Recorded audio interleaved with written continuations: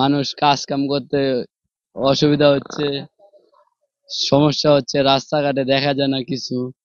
ঠাকুরগাঁয়ে ঠান্ডা খুব বেশি। ঠান্ডার জন্য গাড়ি আমরা সকালে বাইর করি, তো এখন ঠান্ডার জন্য গাড়ি 9টা, 9:30, 8টার দিক বাইরে করতে হচ্ছে। ঠান্ডার জন্য খুব কুয়াশা, কিছু দেখা যাচ্ছে না, খুব কষ্ট হচ্ছে গাড়ি চালাতে। প্যাসেঞ্জারও পাওয়া যাচ্ছে না, লোকজন শহরে দেখা যাচ্ছে না, শহরে লোকজন নাই। আর আমরাও রিক্সা চালাই, সেরকম একটা রুজি করতে পারি না।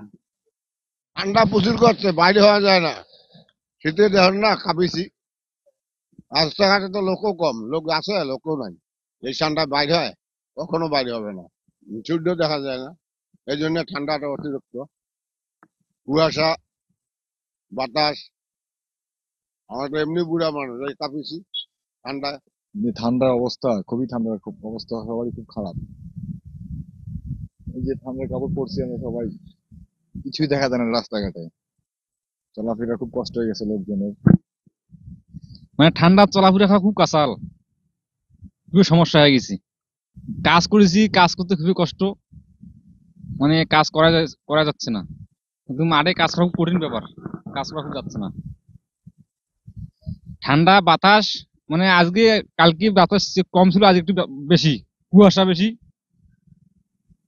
মানে খুবই সমস্যা চলাফেরা করা। আমাকে কেন নড়াচ্ছ?